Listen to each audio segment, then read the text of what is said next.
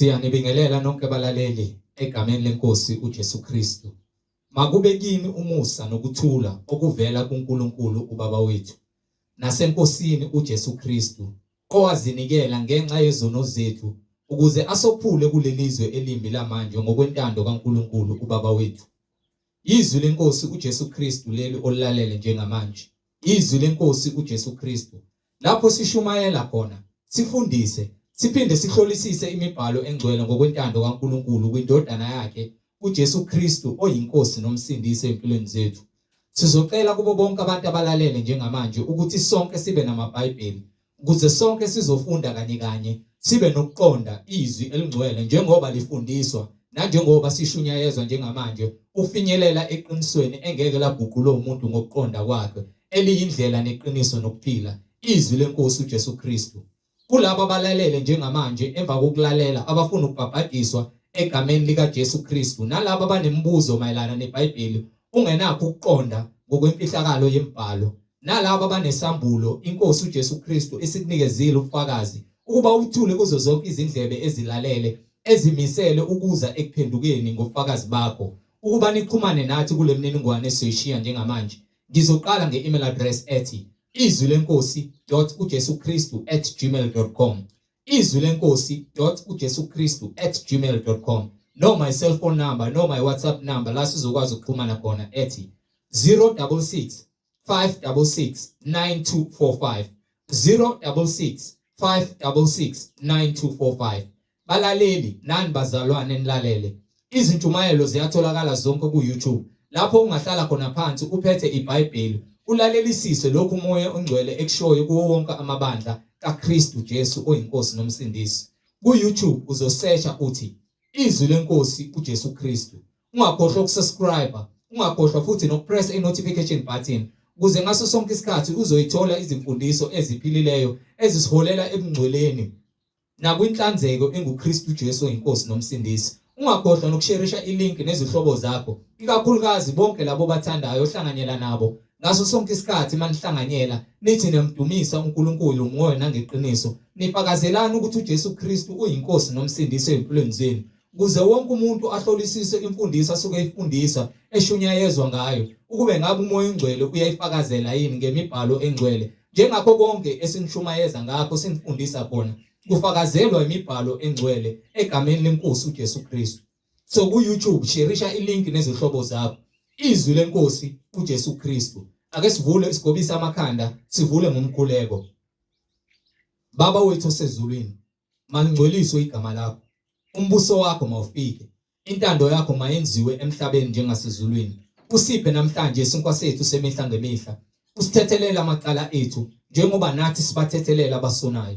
Ungasingenise ekulingweni kodwa usindise kokubi ngokuba umbuso ungowakho namandla nobukhosi uJesu Kristu uyinkosi nomsindisi. Amen. Siyanibingelela nonke balaleli kuzo zonke indawo enilalele kuzona. Sihamba nomfowethu umhlengizondi ozobe sihola ngezwi umoya ongcwele ekhazumuliswa kule ndawo egameni lenkosi uJesu Kristu. Sheshisane nithatha amaBhayibheli sihlolisise umbhalo sonke egameni lenkosi uJesu Kristu. Amen. Amen. Bingelela bazalwane egameni lenkosi uJesu Kristu, umnini mandla onke, inkosi yokuphila okukonke kungaye, yena owumqali nomphelelisi wokholo lwethu. Akekho omunye ngaphandle kwakhe, uNkulunkulu kokuphila kwethu. Siyambonga uNkulunkulu ukuba asinike amandla okuqonda izwi lakhe nanokuthi asifinyelelise ekutheni sithole umusa wakhe neqiniso ngomoya kaJesu Kristu. Silokho sithule bona ubufakazi ngawe imibhalo ukuthi yinye inkosi, yinye inkolo, munye umbhabhadiso. Egameni lenkosi uJesu noma egameni likaJesu Kristu, kulabo abafuna ukuhamba noJesu kumele bafunde baqonde imibhalo ukuze baqine bakhule okholweni. Ukuba ngaphandle kokuqonda imibhalo baningi abafundisi nabaprofeti abaphumile ngamandla kaSathane ukuzodukisa abaningi ngenxa yokuswela ulwazi nangenxa yobuvila bokufunda amaBhayibheli enu. Ngakho-ke bazalwane, siyaninxusa ngegama leNkosi uJesu ukuba nikhuthalele ukwazi izwi leNkosi uJesu Kristu ukuze ungeze ukuluthwa uphinde futhi uphucwe ilungelo lakho nenkululeko yakho ebungcweleni. Ngakho bazalwane, njengoba besishilo-ke ukuba sizoba ne-meeting nelinye ibandla nabaholi balo, uNkulunkulu uyenzile indlela ethembakele ukuba kube impumelelo ukuthi sifinyelele khona. Noma-ke izinto-ke zenzeka ngendlela ezenzeka ngayo, kepha uNkulunkulu sifundisa ukulinda ukuba sambile, sasheshe safika isikhathi ebesinikiwe sona, siphinde salindiswa esinye isikhathi. Nalokho bekuyindlela yokuthi kuphazamiseke thina, silahlekelwe ukuqonda nokubekezela, ukuze sifike ngaphakathi sesi-agitated, basho ukuthi sesicasukile ukuthi labantu abasithathi serious. Kahle vele-ke asifune kuthathwa serious, uJesu Kristu kumele athathwe serious. Uma abantu becashe ngoJesu ukuthi bahamba naye, izwi libaluleke ngaphezu kwakho konke. So sifikile-ke kubagcotshwa abakhona ne-meeting esibe nayo, singasho ukuthi yenzakalile yaba impumelelo, kepha izinga lenhlonipho lincane nokuthathana kancane bekukhona ngenxa yokuthi uma sikwi-meeting siqondisa izinto zikaNkulunkulu akufanele kube khona okuphazamisayo. Uma uzongena endlini kaNkulunkulu ufanele ucishe ifoni yakho noma uyifake ku-silence, kungabi khona okuzophazamisa lokho kusuke kukhulunywa ngakho. Uma sizothi sikhuluma u-answerisha ama-calls, kuye siqhubeke umsindo konke lokho, ukhombisa kona ungahleleki nongakuthathi serious izinto zikaNkulunkulu. Kusho ukuthi akungumangazi ngoba kuveza vele uqobo lomuntu, ngokuba uJesu uthi kubonakala ngezithelo. So konke kubonakala ngezithelo. Sibileke nengxoxo mpikiswano mayelana nendaba yombhabhadiso, saze safika ekugcineni. Nakhona ekufikile ekugcineni sizobe sesinilandisa-ke kahle ngokuba sirekhodile. Laba bazothanda ukwazi ukuthi ihambe kanjani, sizo-editha kahle sifake ku-YouTube ukuze bonke abantu bazizwele ngokuba akukho okufihlakele. So akukho engathi ngiyasaba ngakho mina ngokuba ngiholwa iBhayibheli, and bonke abantu abasuke bethi bakholwa kulokho engikufundisayo ingoba basuke bezibonela khona eBhayibhelini. Angifaki lutho kungokwami, angisusi lutho, ngichasisa izinto ezike eBhayibhelini ukuze labo abanokuqonda bakhule, nalabo abadukile bavuleke ukuqonda, nalabo abayizimpumputhe abalandela abaholi abayizimpumputhe bavuleke ukuqonda. Akekho umuntu ongazakhela imfundiso yakhe ebephatha iBhayibheli. So sitholile ukuthi kuningi ukungaqondi kubaholi bebandla, noma bezitshela bayazi ngoba phela iBhayibheli lithi bezitshela bahlakaniphile baphenduka izibula. uNkulunkulu wabanikela kulowo moya ngenxa yokungakholwa. Umbuzo wami ubudirect, ubuqondile ngqo, ngokuba ngiqale ngachaza imbhalo njengokusho kukaJesu nezenzo zabapostoli, engithola ukuthi egcineni bona baphikisa abapostoli ababe noJesu, bathi bona ba right. Ngakho-ke uma bona be right, kusho ukuthi iBhayibheli lingamanga. Akufanele sikholelwe eBhayibhelini, kufanele siliyeke. Sonke sithathe lokho esikufunayo eBhayibhelini lisitshele lokho esingakufuni. Senze ngalendlela lesithi sambulelwe ngayo, hayi ngokweBhayibheli. mina ke ngeke ngikwenze lokho angikhathali ukuthi ngabe bakhulu kangakanani babizwa ngabagcotshwa anginandaba ngokuba asingeni ngezikhundla nanokuthi bebezama ukusidicelela phansi befuna ukusenza sithi sifile sengazi ukuthi lokho esikwenzayo asinakho ukuqonda bona bahlakaniphe kakhulu lokho kuyingxenye vele yomuntu befuna ukuzikhukhumeza ufuna ukubeka omunye umuntu ngaphansi akungimangalisi lokho futhi akungikhathazi kuyaphinde ngiyaziyo eqondisa yonke into iBhayibheli so mase behlulwa iBhayibheli baqale bangene kumina bathi ngi-emotional bathi angibadedeli bachaze ngibuza umbuzo mase uphume kumbuzo uyofaka enye into engekho embuzweni wami wena uyabaleka mina ngifuna i-chapter ne-verse ngalokho okushoyo uma kungekho eBhayibhelini futhi ukuthi wena uyachaza lokho ngendlela yakho angikuthathi ngokuba yini lithi iBhayibheli kwincwadi yezaga sahluko 30 from verse 6 uphinde futhi unginike incwadi yesambulo sahluko 22 from verse 18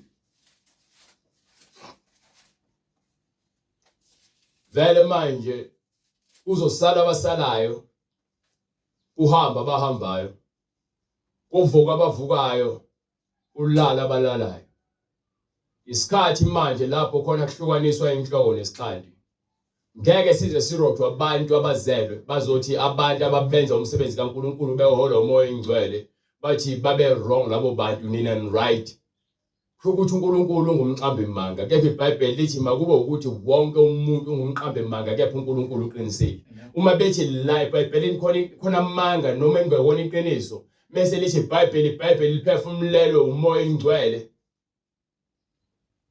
okusho ukuthi uNkulunkulu uyibona akulona iBhayibheli uma bezothi ke bona bayaqondisa iBhayibheli ekubeni iBhayibheli lithi akukhona esodwa isichasiselo nesiprofethi esavela ngomuntu ngokwakhe kepha bonke babeqhutshwa umoya ingcwele bazama ukungicomela ukuthi bona banomoya ingcwele nami ngifune ngingene kubona bangibeka izandla nami ngibe nomoya ingcwele ngithi soze bathi futhi bafuna ungibeka umoya ingcwele bangibhabhadise egameni likaYise lendodana kamoya ingcwele ngithi soze ukuba abapostoli ababe noJesu lithi iBhayibheli wabavula ukuqonda mesebenza izenzo benza izinto egameni likaJesu so manje ke wena mase uzoqhamuka uzothi ke egameni likaYise indodana ngoba usho ulandela imiyalelo kaJesu ababenaye ke abavula ukuqonda base beqala benza imisebenzi noma izenzo zabapostoli benza konke egameni ngokuba noJesu esebuye kufeni uthi ke kwincwadi kaLuka qala ufunde lencwadi le bese siyafunda lencwadi yesambulo bese siya kwincwadi kaLuka khona ngizoveza lento engishoyo incwadi izaga isahluko 30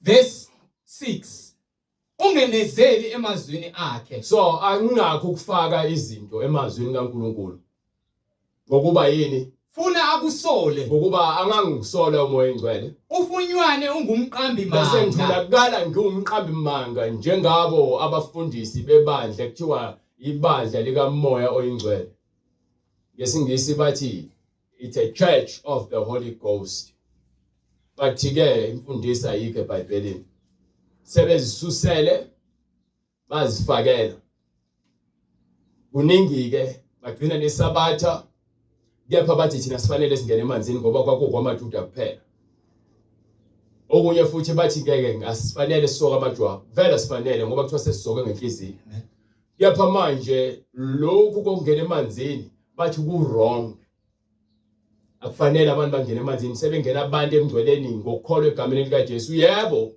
uJesu kepha wangena emanzini bese ngenile emanzini uthi hambani nokwenza abafundi ezizweni zonke nibabhabhathise egameni likaYise egameni lendodana egameni likamoya ingcwele igama likamoya ingcwele negama lendodana egama likaYise sithola ukuthi igama likaJesu Kristu eze ngalo emhlabeni bese bebhabhathiswa abantu lapha kwincwadi yezenzo sahluko 2:38 umoya ingcwele uzogcwalisa phezu kwamanzi ayevele uJohane ayesevule ngawo indlela ngakho ke bathi bona akufanele sibhabhathiswe ngamanzi lokho kwakwenzelwa amaJuda kuphela ngithi mina ngifuna ivesi lalokho eBhayibhelini Angiphikisa kushoyo. Ngifuna ivesi la lokho akushoyo. Lokho lo ngishoyo. Ngifuna ivesi ngokuba konke ngishoyo ngithathe eBhayibhelini. Yes, Lord. Amen.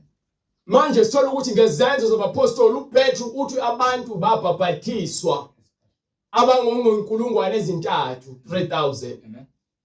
Kwincwadi yezenzo futhi sahluko 8 umthenwa wayengeyena kaIsrayeli wabhaphathiswa uFilipi emanzini.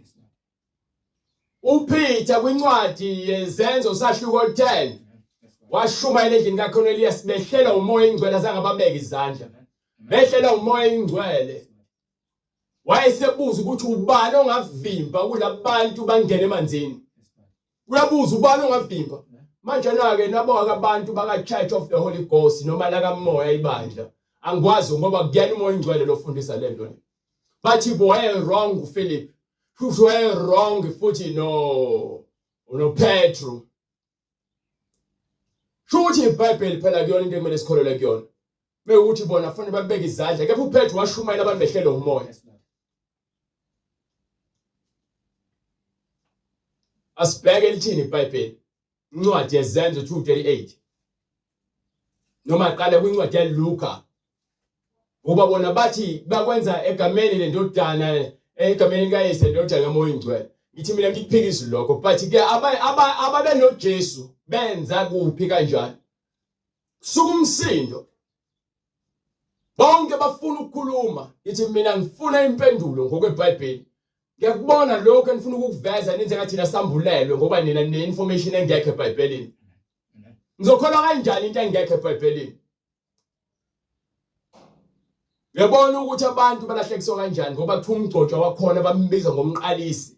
Bathi uyena owambulelwa. Kuthiwa yena njengoba noJesu wethunywe kumaJuda naye uthunywe kubantu abamnyama. Ayikho loo nto eBhayibhelini. Azange afa vuka umqalisi. UJesu ugcwalise konke. Amen. uJesu wafela thina sonke noma wafika kumaJuda. Noma bangathi thina sasingabantu bangaphandle. Yebo sasisabantu bezizwe ngoba sasingenaye uNkulunkulu. Webakhethile bona. Kepha ngenxa yokungezwa kwabo nokuthi babulala uJesu ngenxa ungakholwa kwabo. Siyangena ke emngcweleni. Asingeni ngomthetho kaMose. So bahlukanisa umbhaphathiso kaJohane nokaJesu. Kepha umbhaphathiso munye lisho njalo iBhayibheli. Umbhaphathiso munye egameni likaJesu Kristu noma kuthiwa ungena ngaphansi kwamanzi egameni likaJesu Kristu. Noma kuthiwa ungena umoya ingcwele egameni likaJesu Kristu. So amanzi no ingcwele kuyahambisana. Ingakho umpostoli uPetru kwincwadi yezenzo 2:38 uthi phendukani yilowo nalowo apapatizwe kuphi ke egameni likaJesu Kristu. Ngifuna ulalelisise lento leme ukuthi unezindlebe uyakwazi ukuzwa izinto zikamoya. Lithi iBhayibheli ngeke ngize ngifake into engekho eBhayibhelini. Ngizohamba ngento ebhaliwe eBhayibhelini. Lithi iBhayibheli phendukani yilowo nalowo apapathiswe egameni likaJesu Kristu. Imake angithi lithi qala ibhaphathiswana. Akusho ubhaphathana ngomoya ingcwele. Lithe ibhaphathiswana. uJohane wafela nombhaphathiso wamanzi. uJesu Kristu uza nombhaphathiso kamoya. Ayihlukane lembhaphathiso ngoba uJesu esebhaphathiswe ngamanzi wasikhombisa ukuthi kunesiphiwo esiqhamukayo sikamoya ingcwele. You understand? So manje uma uJesu ke esebhaphathisiwe uPetru uthi ke manje nani phendukani yilowo nalowo nibhaphathiswe egameni likaJesu Kristu. Okokuqala lokho. Okwesibili uthini ke? Kukho ukuthethelelwa kwezono zenu. Yes sir. Khona manje ke nayindaba lekhona. Uthi ke khona niyakwamukeliswa isiphiwo sikamoya oyingcwele. So makukuthi akufanele abantu bangene emanzini. Why ke ebala indaba yombhaphathiso nokwamukela isiphiwo sikamoya oyingcwele? Wenziwa yini kube kanjalo? Sibuza lokho. Bekuthi abapostoli ba wrong.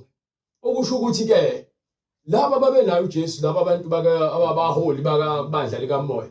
Futhi ke abantu bakhona babambelele into abangayiqondi. Yazi ngithi ngingena embhalweni bafuna ukungivimba, bafuna ukungivala ngamagama okuhlakanipha abasenyameni nokucupha isisoka. Nokuhlanganisa imibhalo engahlangani. bagude ehlanganiseni umuntu ongazi vele uyakholwa kulabantu banomoya ingcwele mina bebengidelele ukuthi nginawo imoya ingcwele befuna nokwazi ukuthi nginesikhathi esingakanani ngikhona akubalekile lo umoya ingcwele ozenzela umsebenzi asihlole imbhalo ngoba usho njalo uJesu ibona bathe songcoka ngembhalo ngajabula futhi ngoba bebaningi ngajabula futhi kepha bebeloko bebhizi namafoni begcina sebephuma bengabusabuya abanye baqhamuke sebehluthukile inhliziyo sebefuna ukusibuza imibuzo emva kwalokho ubamba ifoni uyaphuma uyahamba futhi ungenza kanjani uthi wena unolwazi kepha indlela ofundisa ngayo akekho uthi isho ngafika eklasini abuza imibuzo aqeda shiya iclass noma ethi uyafundisa lokho ebamba ifoni bathi thina size ngathi vele bese sazi ukuthi sizobatshela no mina ngaze ngitshele umuntu kanjalo ngaze ngizitshele kanje benginesifiso vele sokuhlangana nabo kepha hayi ngale ndlela abachaza ngayo because ubonakala kwethu kunomunye umfana wakhona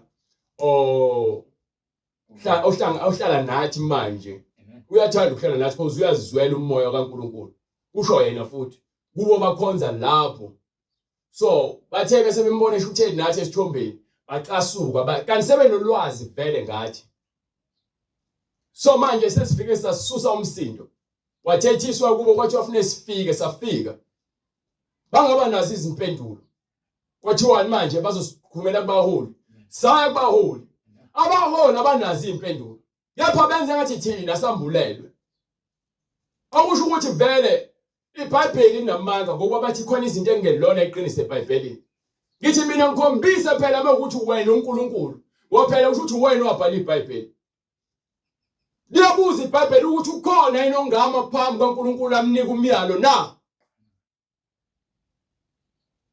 ukhona yini umuntu ongathi uNkulunkulu ngakheleni kanje noma ulibhaleleni kanje iBhayibheli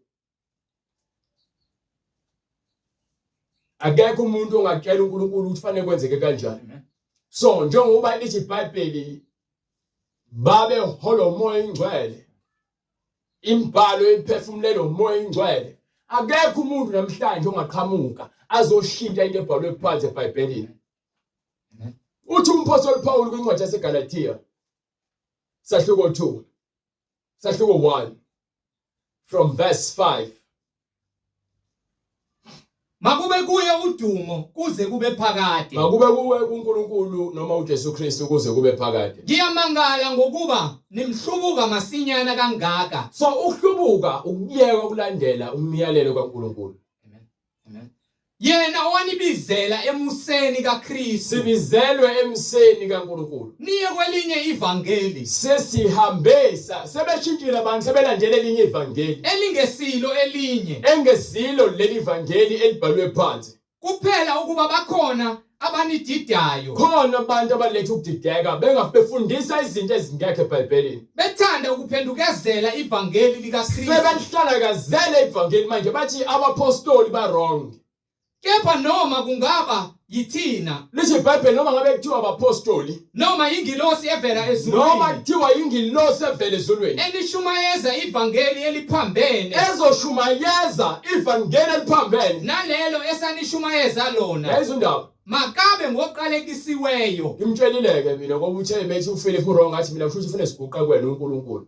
ngambuba wena uma umuphi lo nawo imuphi lo moya nawo waphela ngeke size siphikise iBhayibheli angeke futhi uzuliqondise iBhayibheli uhlulo ukuqondisa uqonda kwakho uyeke umoya ingcwele ungangichomela ukuthi unawo umoya ingcwele wena umoya ingcwele wona okhulumayo umoya ingcwele uthi lalela ithi iBhayibheli kwincwadi yesibili yaseKorinte sahluko 10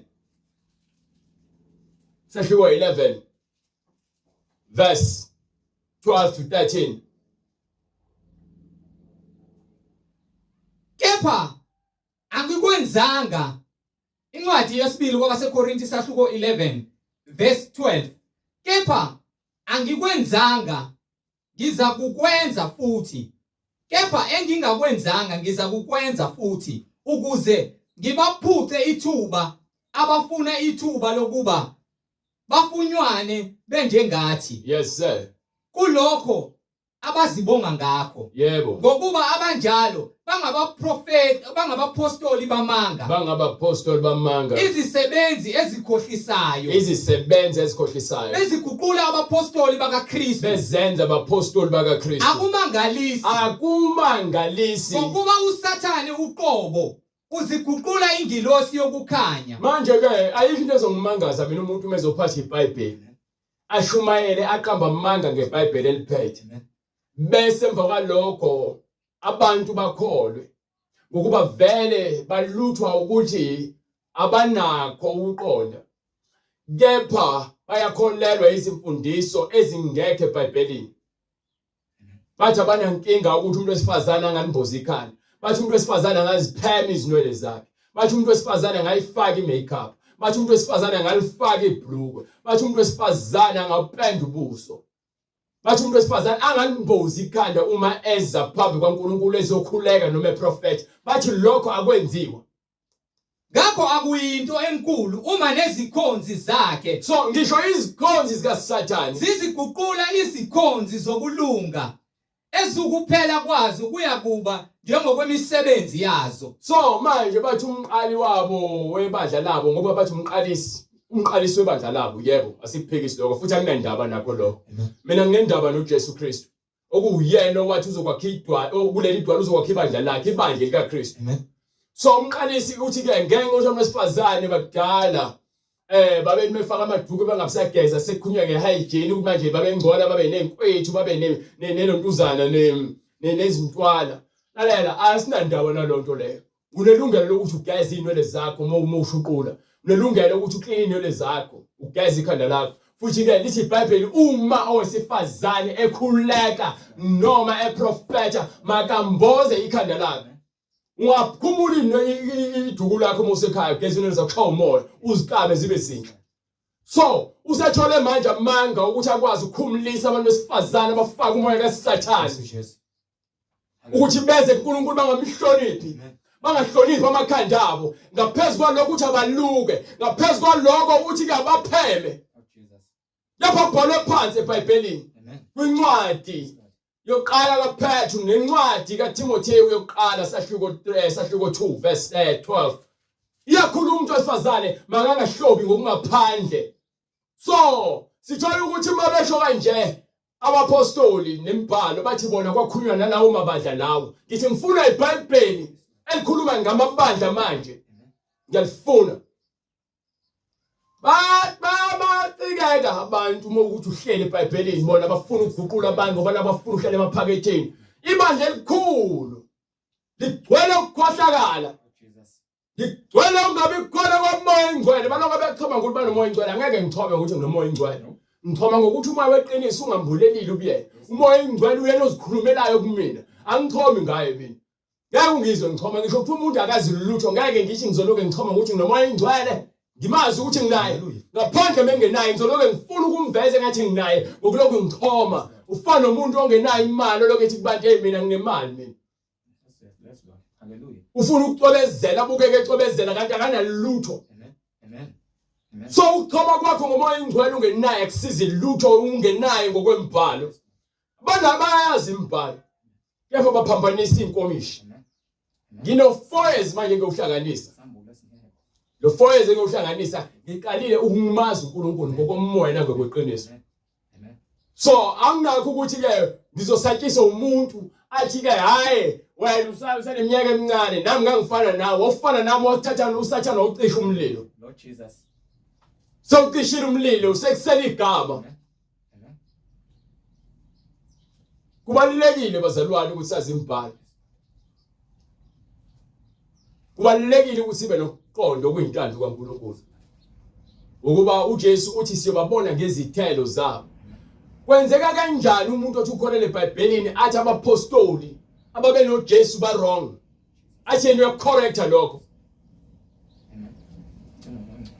Ithi incwadi yesambulo sahluko 22.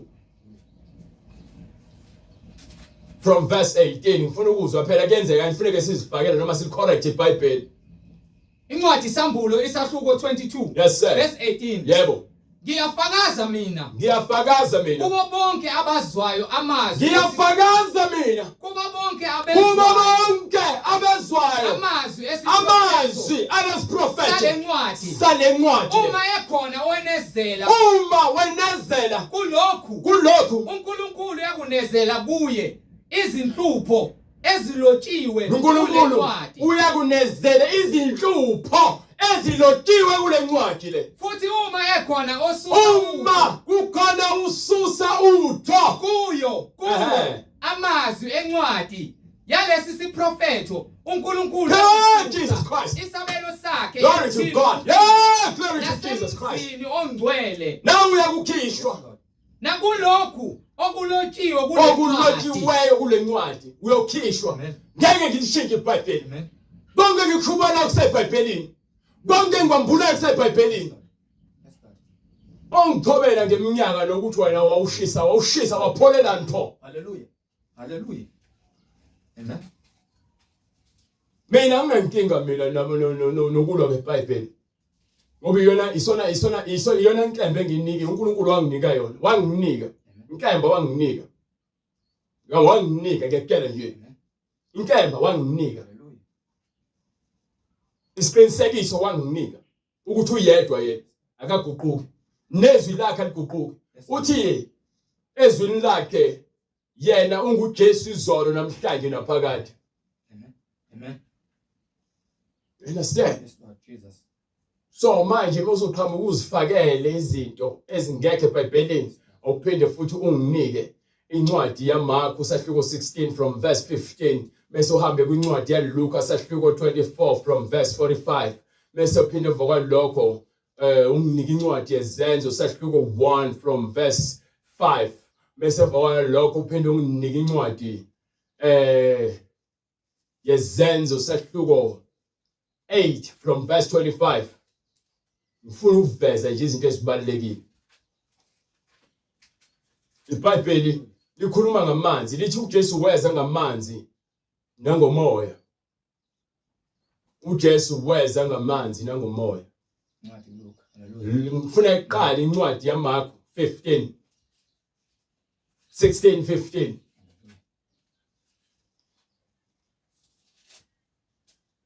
incwadi ngokukaMarku isahluko 16 verse 15 yes sir wayesethi kubo hambani okay asiqale kuMateyu sahluko 28 mase lokho starting from verse 18 uJesu sebuye kufeni incwadi ngokukaMateyu isahluko 28 verse 16 verse 18 uJesu wasondela wakhuluma kubo wathi ngiphiwe amandla onke ezulwini nasemhlabeni yes sir ngalokho hambani nenze izizwe zonke abafundi nibabhaphathise egameni likayise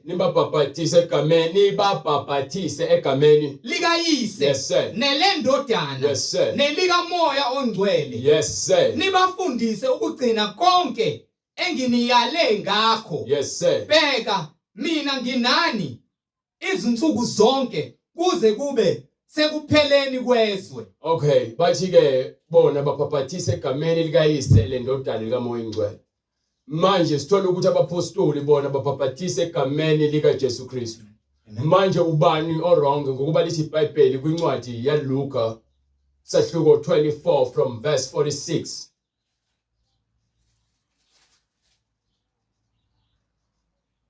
wathi kubo kulotshiwe kanje ukuthi lokho kubhalwe phansi kanje ukuthi uza kuhlupheka uKristu avuke kwabafileyo ngosuku lwesithathu yes sir kushunyayelwe egameni bese lakhe kuyashunyayelwa egameni lakhe ukuphenduka kube ngukuthethelelwa bese kwezono kuthethelelwa izono ezizweni zonke bese kwenzakalani kuqalwe eJerusalem kuzoqala kuphi eJerusalem bese kuye kuphi nina ningofakazi balezo zinto singofakazi balezo zinto bheka bheka ngiyakuthuma kini isithembiso sika baba lesi engizakuthumela isithembiso sika baba kepha hlalani emzini kufanele qale nilinde emzini nize nembathiswe ukuze amandla avela nimbathiswe phezulu amandla kusho ukuthi ke lobufakazi kwaqale kumehlele kubona ukuze bazokwazi ukufundisa ngezinto zikamoya kwakumele umoya uqale wembathiswe bona. You understand? Amen. Manje na ke athi lapha kwincwadi yaMarku sehluko 16 from verse 15.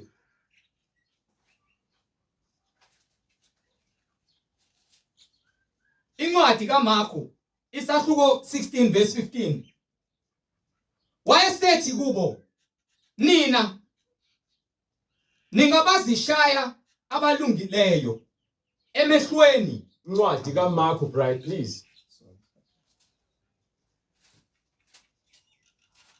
Incwadi ngokukaMarku isahluko 16 verse 15 wayesethi kubo hambani niye ezizweni zonke nishumayele ivangeli kukho konke okudaliweyo. Okay, asihlelisise hambani nezizweni zonke nishumayele ivangeli kukho konke okudaliweyo okholwayo imake okholwayo apapathiswe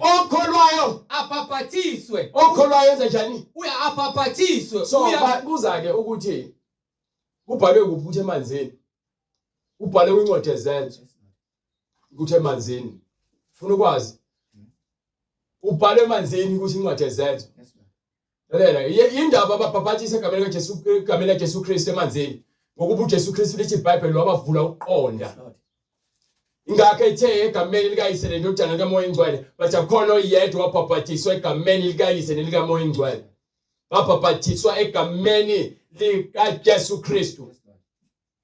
Yilokho okukhombisa ukuthi uqonda nakho niphikisa imbhalo ngokuba nihamba ngani ngokwenyama anihambi ngokamoya.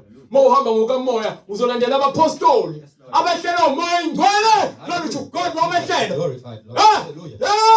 Jesus. Glory to God. Iwona kuphela Moya Ingcwele ozokubulela lezi zinto lezi. Khona wayesevula Ungilwisa uzama ukungiphica ngamaqhinga kaSathane ngeke uzulunge. Amen. iBhayibheli li right. Amen. iBhayibheli lilungile. Mawuthi wena uPhilip wrong uyagula. Yes Lord.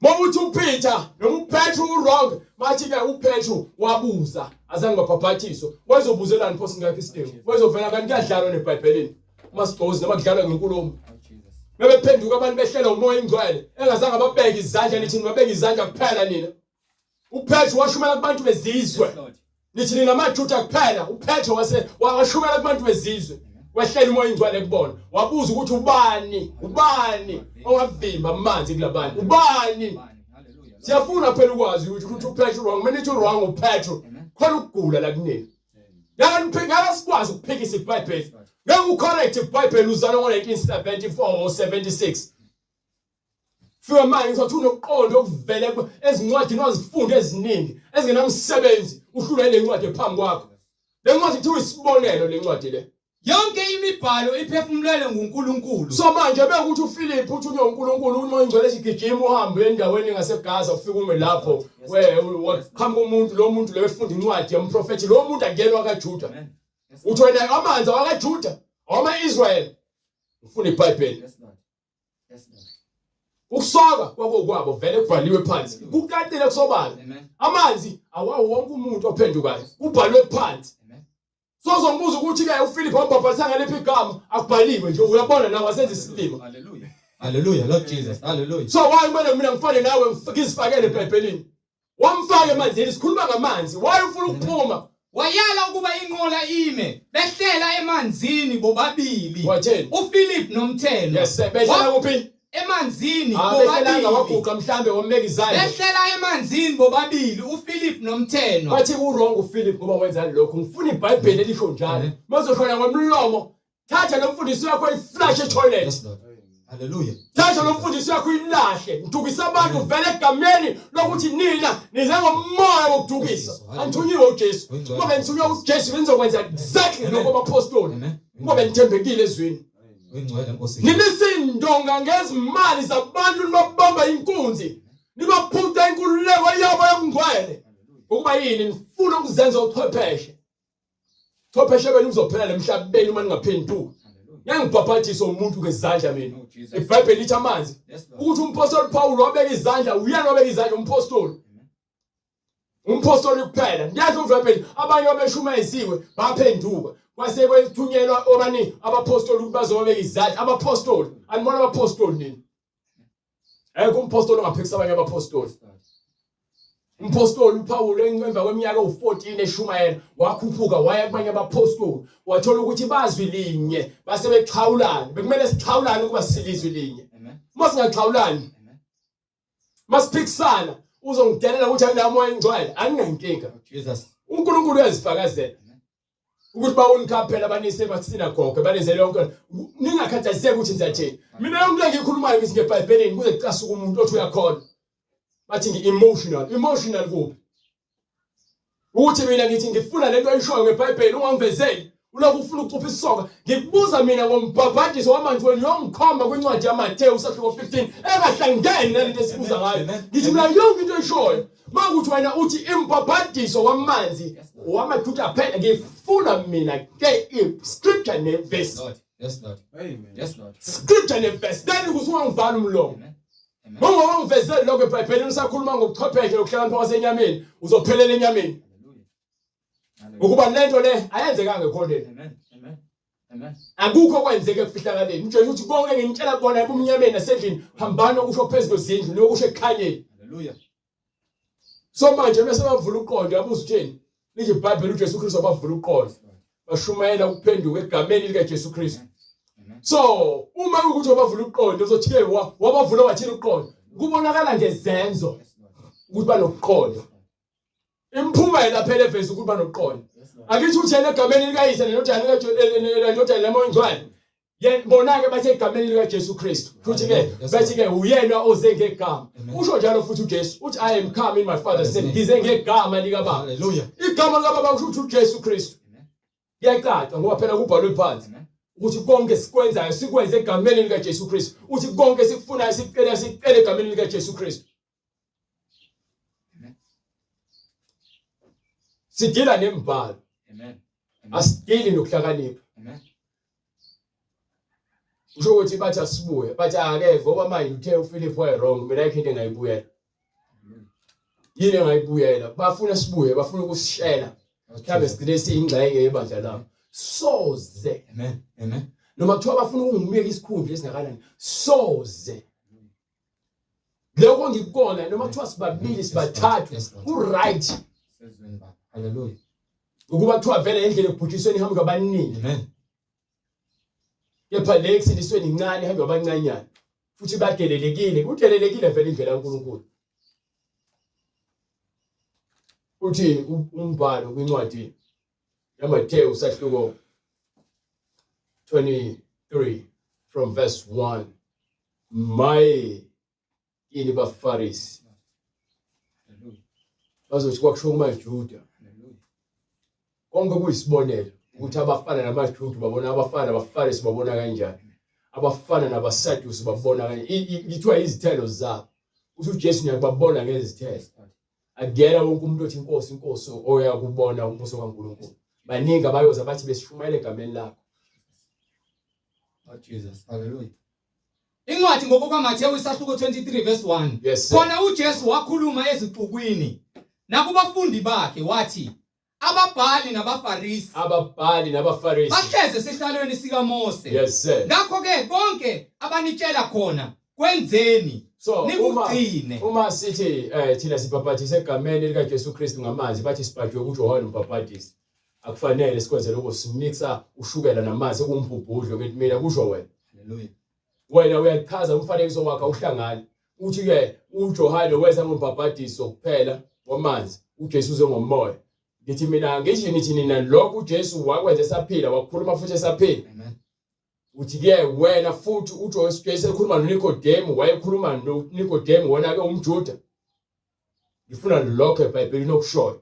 Uma kungekho ke iBhayibheli likhuluma na wonke umuntu ofundayo ukuthi akekho umuntu ozongena embusweni kaNkulunkulu ngaphandle kwamanzi nomoya, amanzi nomoya. You understand? Kubhalwe phansi. So manje wena musuzohlukanisa uthi wayekhuluma namaJuda ngoba nakho ubona ababelahlekile uNkulunkulu sebabuyisa ngoJohane. ingakho uJesu abhabhadiswa emanzini phela ukuthi uJesu wayeletha umoya oyingcwele kwangamela abhabhadiswa okumele awulethe umoya oyingcwele ngoba emva kokubhabhadiswa kwakhe emanzini wavuleka amazulu kwehla umoya oyingcwele so lokho kufakazela ukuthi lokho akwenza mesho kuJohane ukuthi fanele sikwenze ukuze kube kulunga konke Jesus, yes Lord. kufanele singene emanzini ukuthi lezi zinto ozishoya sifakazelwa eBhayibheli ingazokala kamnandi enyameni kumuntu ongenakho uqondo angayiqonda futhi lonto le ngoba ingamanga but kumuntu ofana nami olazi imibhalo noma ngathi anginawo umoya oyingcwele kepha nginalo uqondo kwembhala ke ngizongichome ngomoya oyingcwele umoya oyingcwele uyazazi ukusebenza kanjani you understand wabatshela nje ukuthi sazange bakhona so uma nithi thina lokho esikwenzayo kuphambene nezwi sifuna imibhalo mawukuthi ayikho imibhalo ayikho into esingayikhuluma nabantu abangahleli emibhalweni iyalisebenzisa nje iBhayibheli njenge forefront ukuze lidayise igama lokuthi nina niyakholwa nokukhohlisa abantu ukuthi bese nimeke izandla nisenomoya oyingcwele amanga lawo indaba ile eBhayibhelini nisafuya izifebe nisafuya izipenge nisafuya izidakwa ingane zenu ziphuza utshwala emamona two ingane zabaphathi basesontweni lakamoya zihamba ngezimoto zenu zinama allowance into eyenziwa umpriesti ngesikhathi sika Samuel ingane zakhe zilala nabafana bakhe belala namantombazana izintombi ethempeleni bethatha ilontuzana imali yomnikelo nezinto ezazinikeliwe bezixhaphaza so siyazi lonto ngoba izinto ngizangamtshela umuntu ngathi mina lento le abanye abafundi benu bakhuluma lezi zinto lezi ayikho into enuku ingosiwanga bese kunuka into eshile kusho ukuthi khona le kusho khona akekho umuntu ozokhuluma into engekho bathi ke abantu bangidefenda ngoba nibatshela ukuthi ayiqoke ibhlo umuntu wesifazane faka amacica ugogo khumula ilontuzana izinto zakho zipheme ube muhle obusathana unifundisa lokho uNkulunkulu uthi basingahlobi ngongaphandle so anginakushintsha indlela engibukeka ngayo ngenxa yamfundisi yeke lokho kubhalwe phansi eBhayibhelini bekuthi ngempela sithi misele ngokholo lokho kulensindiso yokungena ezulwini akho umqalisi la ngaphandle kwaJesu Hallelujah. Hallelujah. khona oyedwa ucoshile remote Hallelujah. nike lencwadi athi uyifunda Incwadi ngokuka Mateyu isahluko 23 verse 1. yes sir Khona uJesu wakhuluma ezixukwini nakubafundi bakhe. Wathi ababhali nabafarisi bahlezi sihloleni sika Mose. Ngakho ke konke abanitshela khona kwenzeni nikugcine kodwa ningenzi njengemisebenzi yabo. yes sir Ngokuba bayakhuluma ayi Nkosi bangenzi. ngithanda le part le abayikhiphile kule Bible le lesingisi lapho kwincwadi yaMateyu sahluko 23 ngifuna ukuthi uyizwise ukuthi itheni ngizoyiphinde ngiyitolike futhi from verse 1 In the book of Matthew 23, chapter 23, verse 1. yes sir Then spake Jesus to the multitude and his disciples, wakhuluma uJesu nesixuku nabafundi bakhe saying, wathi the scribes and the Pharisees ababhali nabafarisi sit in Moses' seat. bahlezi noma bahlala esihlalweni sika Moses All therefore whatsoever they bid you observe, konke abakushoyo observe. kubhekeni kusho ukuthi into omoya observer uyayihlola That observe and do, bese uqeda ukuyihlola then bese uyayenza but do not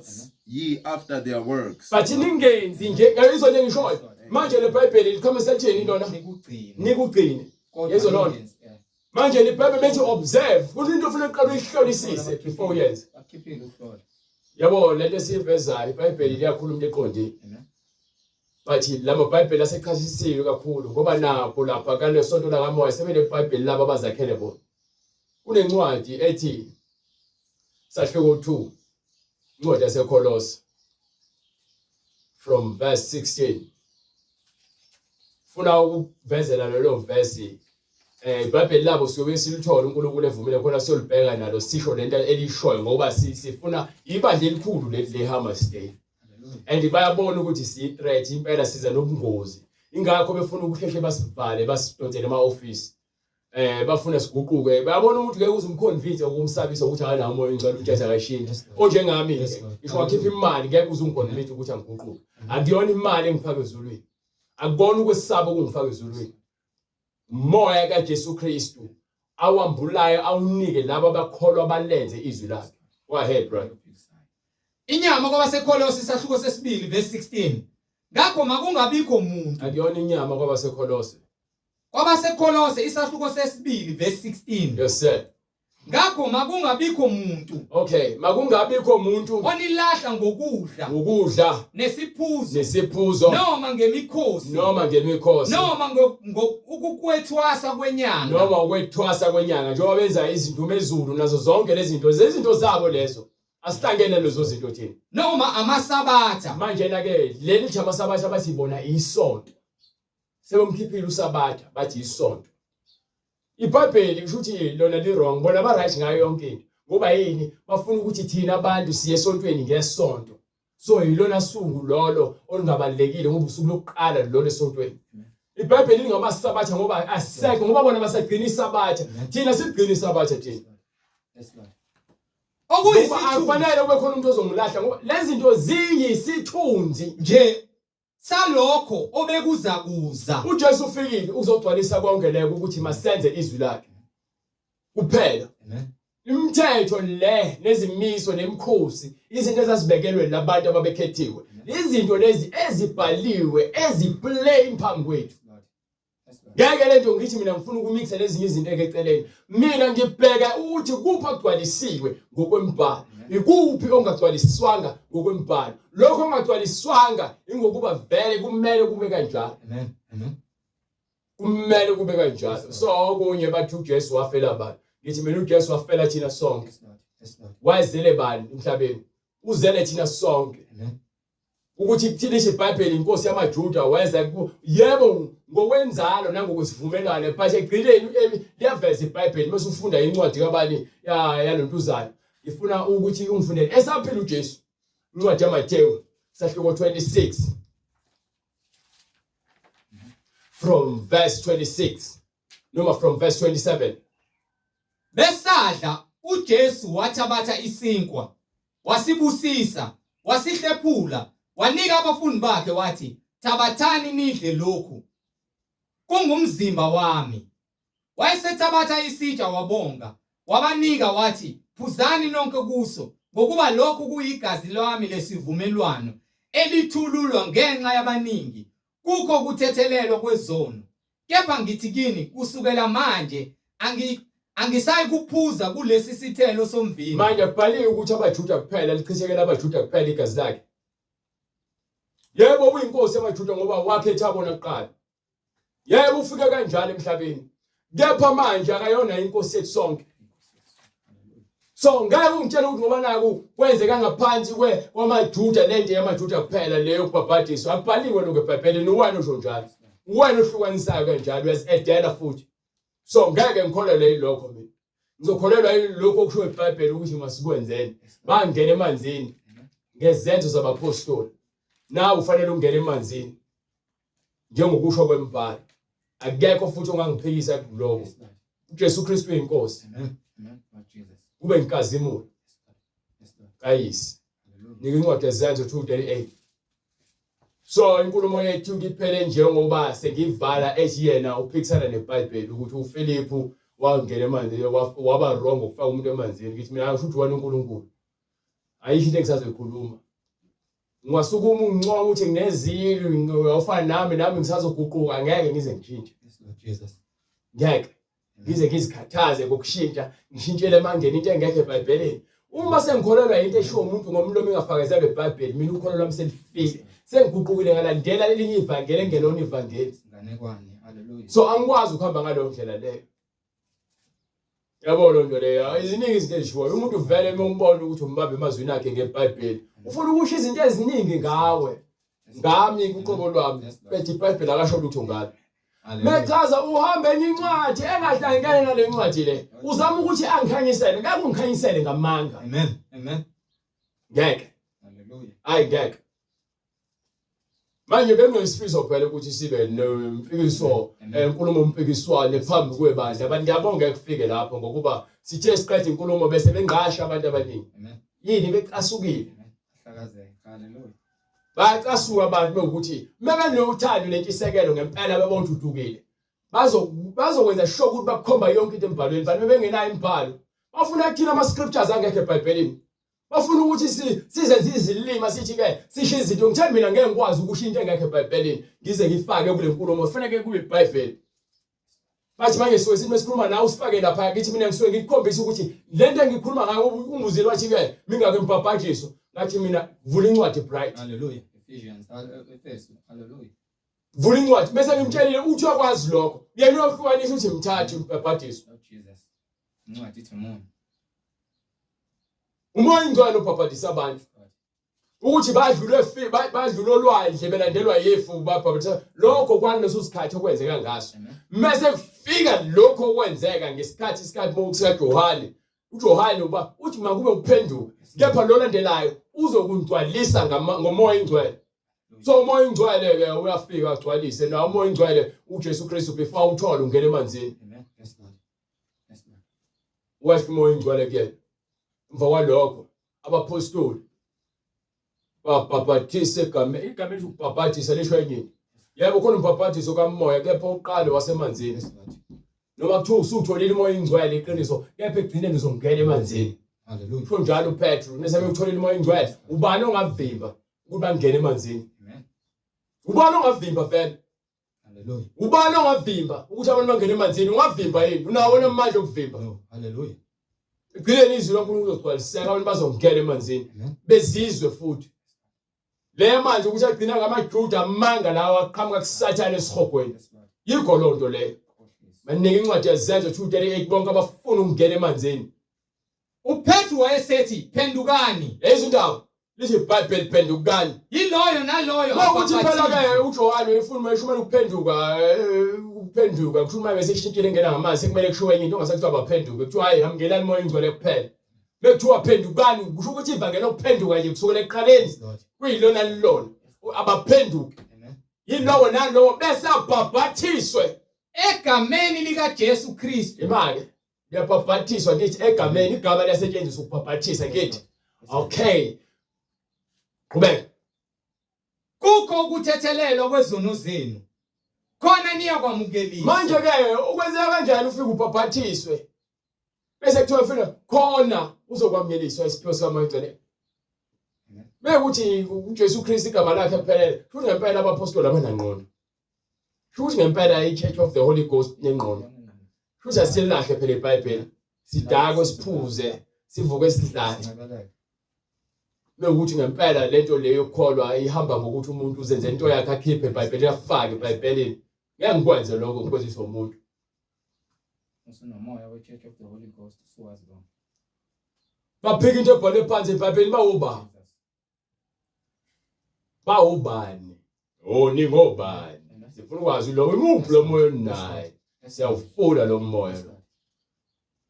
Siyawufuna lo moya ngoba kuona lo hamba ngabapostoli. No. Akhona oyedwa bakithi ongaqhamuka azoshintsha into ebhalwe phansi eBhayibhelini athi yena abapostoli mawukuthi babe wrong wena ophambukile uduke kakhulu futhi. Yes Lord. Yabona uNkulunkulu uthi ke ngenxa ongakholwa kwabo uzobanikela kulo moya. Hallelujah. Incwadi yaseThesalonika uthi ngoba bafuna ukukholwa iqiniso. Amen. Amen. Banikele kulo moya wenkani nomoya wenkohliso. Banikele ebhujisweni. Sengiqedile ke manje. Uma ufuna ukubhabhathiswa egameni likaJesu Kristu ukho ukuthathela kwezono ukuze wamkeliswe awucabange lento usuthi uzihlukene ubhabhathiswe egameni likaJesu Kristu kukho ukuthathela kwezono ukuze noma khona uyokwamkeliswa yabona izinto ukuthi isukuthunga ngempela futhi yahambisana. Yes Lord. So ngeke ungitshela ukuthi owaMoses umbhabhathiso waJohane waJesu lalela umbhabhathiso uwodwa Yes Lord. egameni likaJesu Kristu. Kanti uthi uyobani uJohane umbhabhathiso? Athunyanga uJesu Kristu ukuthi azobhabhathisa abantu baphenduke. Yena uzofika bafaka umoya ingcwele ngaphezulu. Amen. Amen. Mawungitshela ihlukene lonto wena ukuthi mina hayi ngikhoza uJohane ngikhoza uJohane uyingcezi futhi ke uyisenge uyibiza ngani host noma wenye Steward. steward noma bathi it's a host of heaven. Amen. So angithandazi again. No. Ngenza lokho ekwenza ekwagcwaliswa ukuze konke kupheleliswe. Manje bofuna ubhabhatisa njengoba kusho kwembhalo ke uyakusithinta. Bakhona umbuzo onawo mayelana neBhayibheli uyakusithinta. uJesu Kristu inkosi siphinde futhi sibonane ngokuzayo uNkulunkulu evumile. Sicela sivale umkhuleko. Baba egameni lenkosi yethu Jesu Kristu uNkulunkulu onamandla siyabonga Nkosi izwi lakho siyabonga izwi lakho eliphilile elinamandla Nkosi qhubeka njalo moya engcwele umbule usiphe ukuhlakani nokuqonda izwi lakho Nkosi lifakazele wena Nkosi uJesu Kristu ngokuba wena uyisibane esizilo kizwi siyabonga baba wethu sezulwini ukuba wena walithanda izwe kangaka waze wathumela indodana yakhe ezelo yodwa ukuba yiloyo naloyo okholwa yiyo angabhubhi keba abe nokuphila okuphakade. Siyabonga ukuba umusa neqiniso kuze ngawe Nkosi uJesu Kristu. Siyabonga uNkulunkulu namandla ngeimpilo zethu ebezihambe bomnyameni kepha isibane singuKristu Jesu inkosi nomsindisi safika sakhanyisa kuzo zonke indawo zobumnyama la besiboshwe khona ngameqetango esithi uSathane singabantwana bokuhlubuka nabokulahlwa. Khazumuliswa Nkosi uJesu Kristu empilweni zethu nakuzo zonke izindlebe zabazwayo izwi lakho libakhulule kukho konke ungaqondi nobumnyama besithi uSathane ngokuba wena uyisibane esizile emhlabeni ukuba sikhanyise kuzo zonke izindawo ezobumnyama egameni lenkosi yethu Jesu Kristu manje naphakade. Amen.